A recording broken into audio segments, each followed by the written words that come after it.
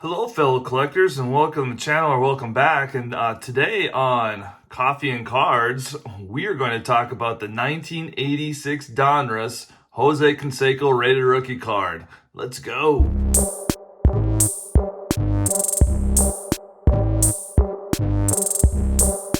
So my coffee cup today, my wife got me this at an estate sale. It's an old Donald Duck coffee cup. I love Donald Duck. He's probably my favorite Disney character, so I was real happy to get that. I think she got quite like $3 for it or something, so quite the deal. So when doing a little research for this video, I remember this card, this 1986 Donruss Jose Canseco card, being very expensive back in the late 80s. That's when I first started collecting.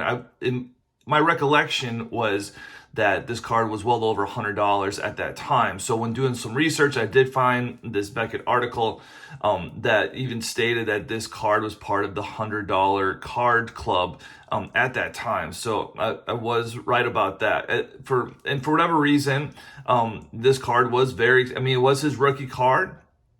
And at that time, the narrative was that Donruss, especially those mid-Donruss 80s cards, were hard to find, which we found out later not so much the case. But with all those things, Jose Canseco was the first member of the 40-40 club.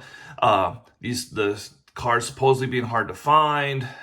Cards were taken off at the time. This card was well over $100, so interesting. Now, the current price of the 86 Donruss Jose Canseco rated rookie card is a lot lower now. On ComC, you can start getting one of these cards for yourself right above $11. What is interesting though is that so the Donruss rated rookie is right above $11, but his Fleer and Topps are either $1 or less than $1. So I guess the narrative of the story of everything that happened with him in the 80s being one of the best, and this rookie card being the card almost of the 80s, if it wasn't for the Griffey card, still holds true, which still gives us this value of $11.25 and just shows how much nostalgia there still is for this card today. Now, the PSA population report on the Canseco card is pretty interesting to look at. So there's been over 7,600 submissions of the card. And of those 7,600, only 668 have come back as PSA 10. So it's still a pretty hard card to get in perfect condition. You can just see the PSA 9s, almost 2,800 PSA 9s, almost 3,400 PSA 8s. But the PSA 10s are still very hard to get. So and let's take a look at the reason why on this card of why the PSA 10 is so hard to get. So let's take a look at my card here real quick, just to kind of give you an idea of the conditions of these cards. The centering is already off on this pretty badly. The blue borders, you can kind of pick up the white on the side there already. It's a very thin stock of card as well, very thin, and my card actually has a little bit of an indentation there, so finding a PSA 10 would be very difficult with this card.